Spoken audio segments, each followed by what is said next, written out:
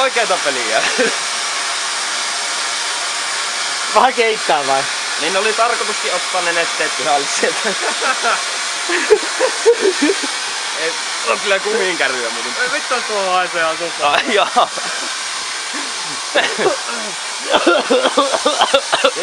Mennä sitten tänään päälle vai tuuletusta vielä? Vittu kato tuoltakin toi. Vittu jätkää. Onks tuolla aikaisemmin niin paljon savua ollut? Ei. Vittu sattuu silmiin saattaa. Huhhuh.